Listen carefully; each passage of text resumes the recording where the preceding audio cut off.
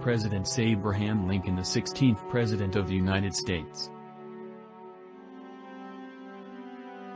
Abraham Lincoln became the United States' 16th President in 1861, issuing the Emancipation Proclamation that declared forever free those slaves within the Confederacy in 1863. Lincoln warned the South in his inaugural address, "In your hands, my dissatisfied fellow countrymen, and not in mine, is the momentous issue of civil war. The government will not assail you. You have no oath registered in heaven to destroy the government, while I shall have the most solemn one to preserve, protect and defend it." Lincoln thought secession illegal, and was willing to use force to defend federal law and the Union. When Confederate batteries fired on Fort Sumter and forced its surrender, he called on the states for 75,000 volunteers. 4 more slave states joined the Confederacy, but 4 remained within the Union. The Civil War had begun. The sons of a Kentucky frontiersman, Lincoln had to struggle for a living and for learning.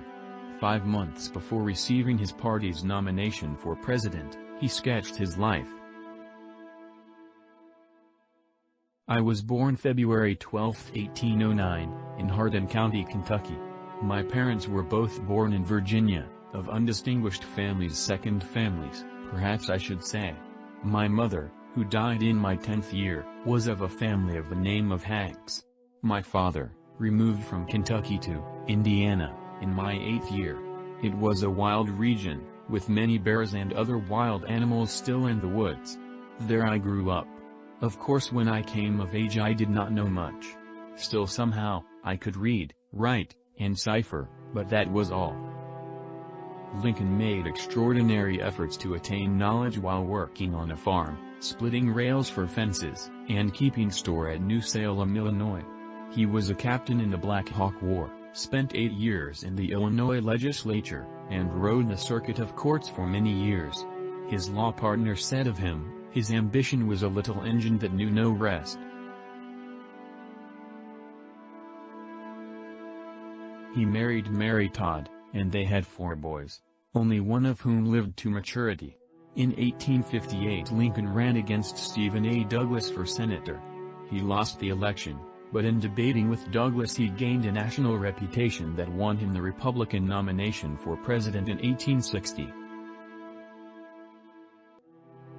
As president, he built the Republican Party into a strong national organization.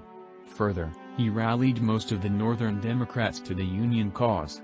On January 1, 1863, he issued the Emancipation Proclamation that declared forever free those slaves within the Confederacy. Lincoln won re-election in 1864, as Union military triumphs heralded an end to the war. In his planning for peace, the president was flexible and generous, encouraging Southerners to lay down their arms and join speedily in reunion.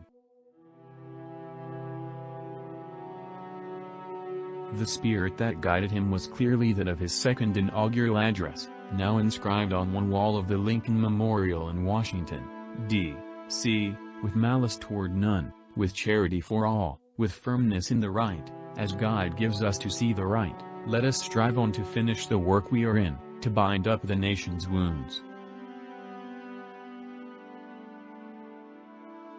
On Good Friday, April 14, 1865, Lincoln was assassinated at Ford's Theater in Washington by John Wilkes Booth, an actor, who somehow thought he was helping the South. The opposite was the result, for with Lincoln's death, the possibility of peace with magnanimity died.